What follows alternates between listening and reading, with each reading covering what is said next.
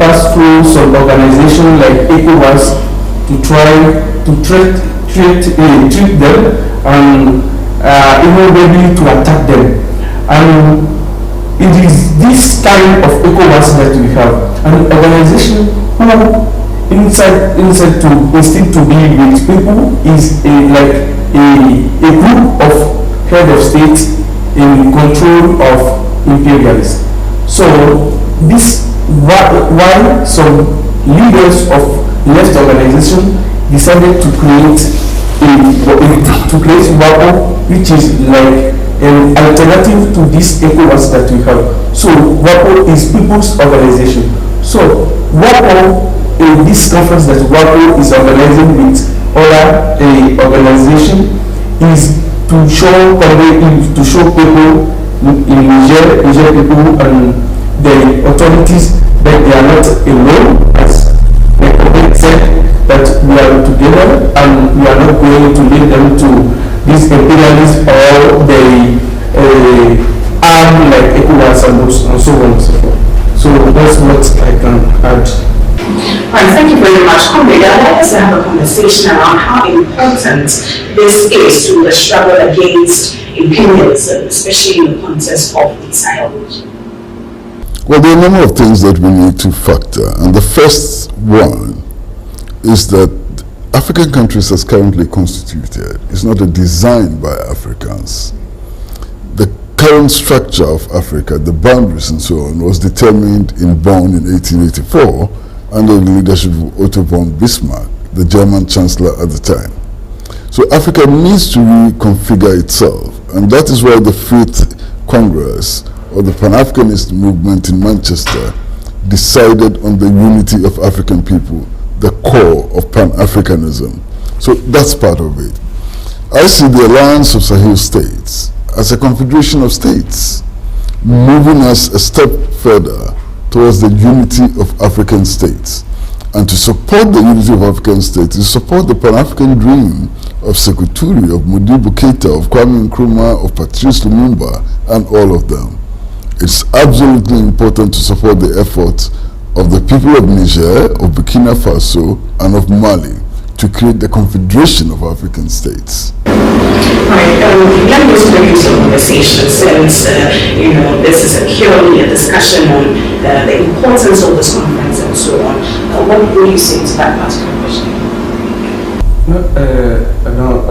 I don't have something else to say, just to add what Comrade said, that this is not only for the confederation, but why can we not get like a federation of African continent? Because we are the same. You are maybe from Ghana and from Benin, but I speak my native language and you understand, you reply to me. So we are the same. They just come and divided us. So we are the same people. That's why when we are here in Niger, we are supporting Niger people, but at the same time we are supporting our brothers here in Niger. So that is it. This kind of conference, this kind of support is to show them that they are not alone, and we have to go forward, to go beyond and make Africa great and great again. Right, Comrade, in your submission you spoke briefly about the ECOWAS. I'd like us to have conversations around ECOWAS in its entirety, looking at the sanctions imposed on Niger and so forth. What will it be its role, in this whole issue? Well, first of all, there's something which is so very difficult to understand. ECOWAS itself was established by military regimes across West Africa, including Ghana, Nigeria, and so on. They're all military regimes. Now you have a situation where the foundation of ECOWAS was built by military regimes, and yet ECOWAS is imposing sanctions on others for being military regimes. It doesn't gel, it doesn't make sense, you understand? It's important for us to begin to see ECOWAS as a club of leaders of West Africa who watch each other's back, who protect themselves. And many West African leaders have violated their national constitutions, gone into elections, and when they have been declared winners, the other leaders have gone there to back them up. Alassane Ouattara, for example, went for a third term against the express wishes of his people, And yet Nana Akufo-Addo and all of them trooped to Abidjan to go and endorse him. In Mali, similar situation arose and so on. So we have to understand very clearly that ECOWAS has become a club of leaders who are not always loyal to the principles of democracy and so on, but who are looking after each other's back. You understand? What has happened in Burkina Faso, what has happened in Mali, and what has happened in Niger is a challenge to that status quo. It's an attempt to give voices, to make the voices of the people count. It's an attempt to engage in mass mobilization for the national development effort. It's an attempt to mobilize our people against the very forces which were responsible for the transatlantic slave trade, which are responsible for classical colonialism, and which are responsible for today's new colonial states. Right, so how do we forge ahead as Africans, especially given the fact that an organization like ECOWAS is supposed to, sort of sanitize the country and the continent and us moving forward? What would be the way forward for us as a people? Well, Africa is moving ahead in a very strong way. And before what happened in Niger, Niger was classified as one of the poorest countries in the world. Today, Niger is one of the fastest growing economies in the world. That is moving ahead. Mali has become the first African country to be totally debt-free. That's moving ahead. These countries have expelled, foreign militaries on their soil. That's moving ahead. These countries are taking hold of their natural resources, including gold, including uranium and others, lithium and others. That is moving ahead. So Africa is moving ahead. And I have no doubt at all that in the years to come, the African people will be in control of their own destiny. Right, Comrade, this is about solidarity with the people of the Sahel region. What would you say is one of the ways that we can, sort of forge a path forward for growth and development? Okay, if I understand you very well, what's like for this solidarity conference that we are organizing, how is it like a forward way? How are we going forward? Okay, I think this kind of conference, this kind of solidarity expression is playing two roles. First, to show our brothers in Niger, Mali, Burkina Faso, in various countries, that they are not alone. But also, what they are doing, some years ago, when we are talking about we have to pull out French imperialism and so on and so forth, it's like you are saying, you are dreaming. That's what they said at that moment. But when this began with Niger, with Mali, after Burkina Faso, Niger, people now say that this is possible. And not only that this is possible, but they discover that when we finish with them, it's like something is going forward.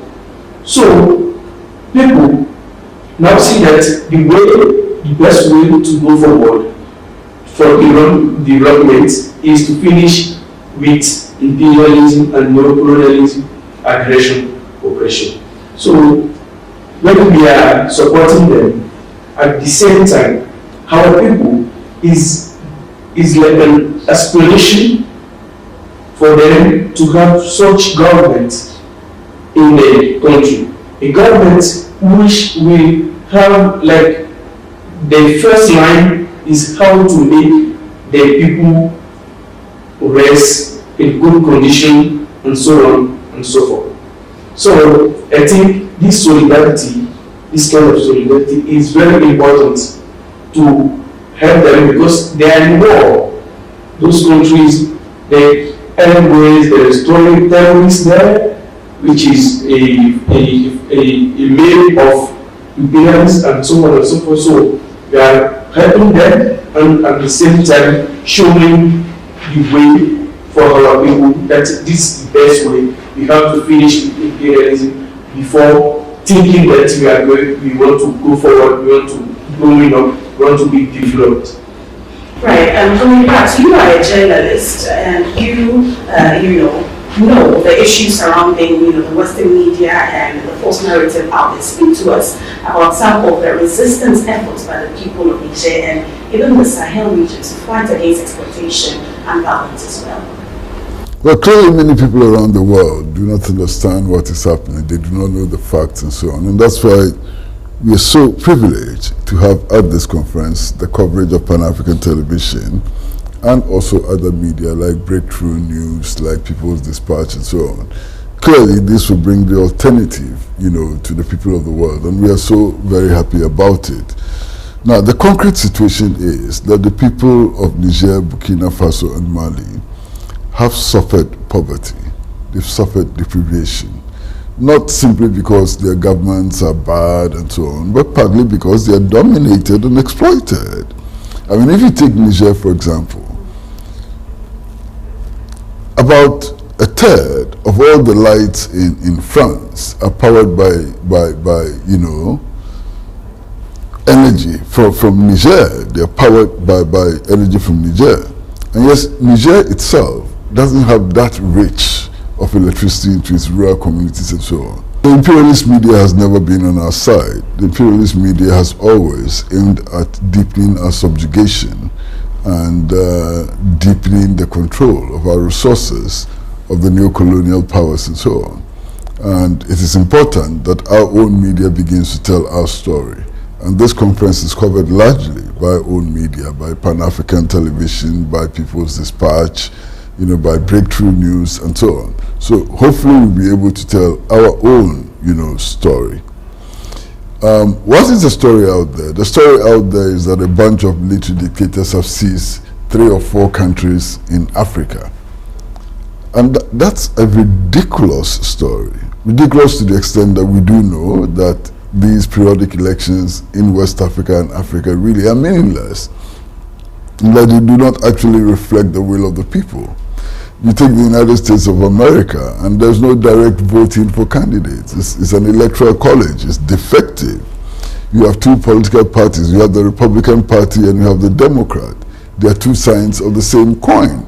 All of them will bomb Afghanistan, no difference. All of them would impose sanctions on Iran. All of them would support Ukraine in its war against Russia. And so there's no substantial difference.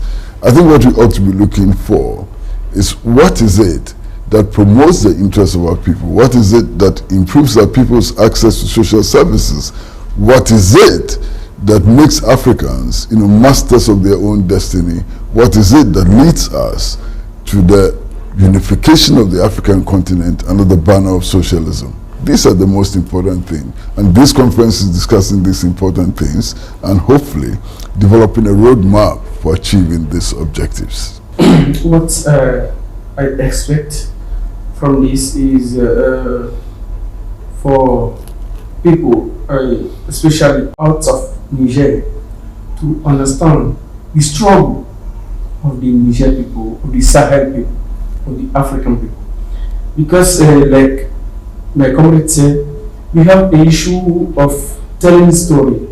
If you turn on your television, you are just going to see this Western television talking about what they want us to know about those countries. So I think with this conference, people are going to know more about what is happening, what's really happening in Niger, and how Niger people is with the authority. It's not just like a democracy that they are trying to sell us, a Western democracy. So I think with this conference, I expect that in the world, people will understand more and we can have more solidarity conference, demonstration, and so on, more like this. And this also will, I expect it, will help our country with Sahel country to go forward, to go and to grow up. So. Right, thank you very much. Comrade Pratt, please wrap us up on your expectations for this conference and the essence of building solidarity in forging a path towards growth. Reflect the will of the people. You take the United States of America, and there's no direct voting for candidates. It's an electoral college. It's defective. You have two political parties. You have the Republican Party and you have the Democrat. They are two sides of the same coin. You know, all of them will bomb Afghanistan, you know, no difference. All of them would impose sanctions on Iran. All of them would support Ukraine in its war against Russia. So there's no substantial difference. I think what we ought to be looking for is what is it that promotes the interests of our people? What is it that improves our people's access to social services? What is it that makes Africans, you know, masters of their own destiny? What is it that leads us to the unification of the African continent under the banner of socialism? These are the most important things. And this conference is discussing these important things and hopefully developing a roadmap for achieving these objectives. Right, thank you very kindly. Talk to us about your expectations for this very important conference. What I expect from this is for people, especially out of Niger, to understand the struggle of the Niger people, of the Sahel people, of the African people. Because like Comrade said, we have the issue of telling story. If you turn on your television, you're just going to see this Western television talking about what they want us to know about those countries. So I think with this conference, people are going to know more about what is happening, what's really happening in Niger, and how Nigerian people is with the authority.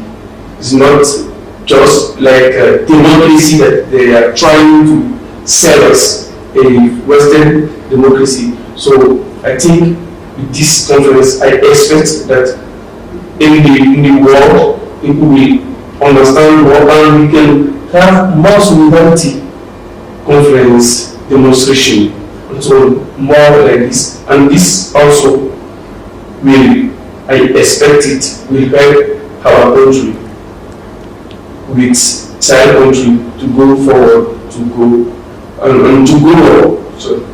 Guys, thank you very much. Comrade Pratt, please wrap us up on your expectations for this conference and the essence of building solidarity in forging and having towards growth.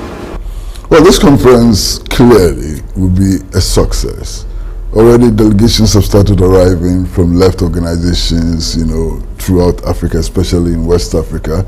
The trade unions are here, the youth movements are here, the women's organizations are here.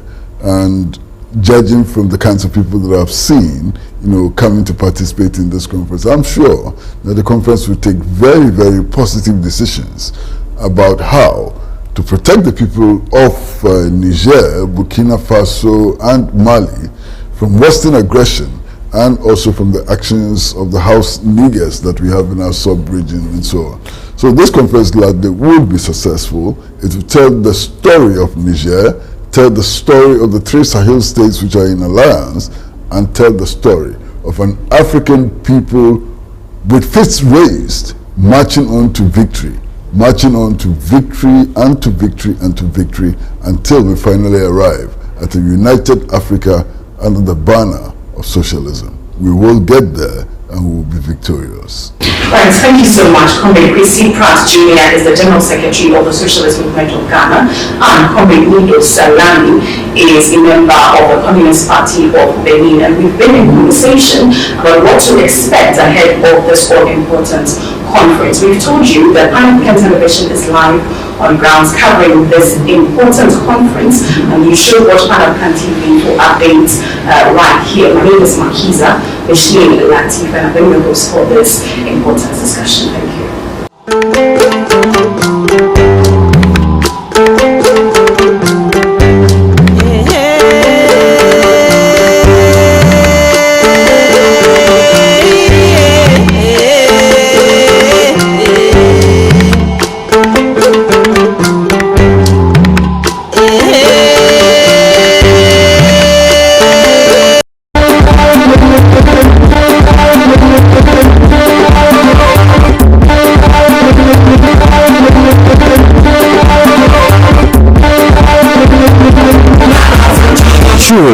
African.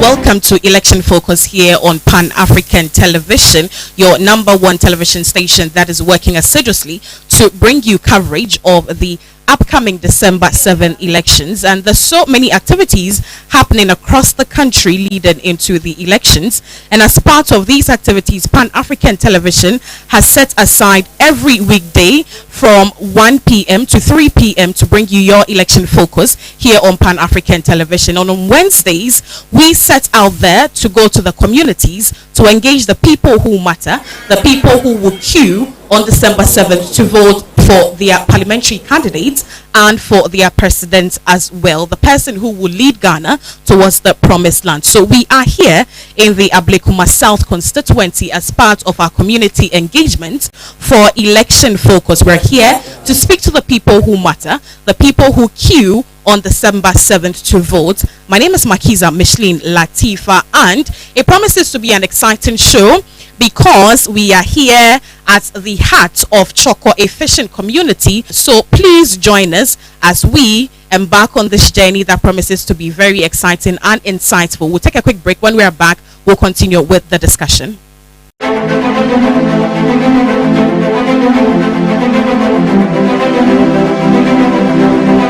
Okay, so many thanks for choosing to stay with us. As I said earlier, my name is Makiza Latifa. For the purposes of this discussion, we may be switching between the Ga language and English language as well, because we are here in Choko, and when you hear the name Choko, it rings a bell. You know that we are with the custodians of the lands. We are with those who own the Ga land, and we are here with them to have a conversation. So, Ofana Agoe.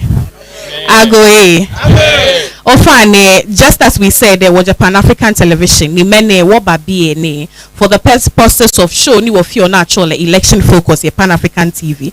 Wofen wala keshishi eshe ni election say bashe, and usually we are around to monitor what's happening in the various constituencies. Ni mene wachoniye ke wo eshe choko manemi ni wo hun wo kenye ari wale yake shishi BNA wo member of parliament G Honorable Alfred Okoboy Vandapo elegi monitashi incumbently niwaleake election seni mbahue. There's going to be keen competition between Ledi and Chekia, the MPP parliamentary candidates. When we look at the trajectory of this particular constituency, what we do know that between 1996 to 2004, it was predominantly an MPP seat, but when this constituency was split into Ablekuma South and then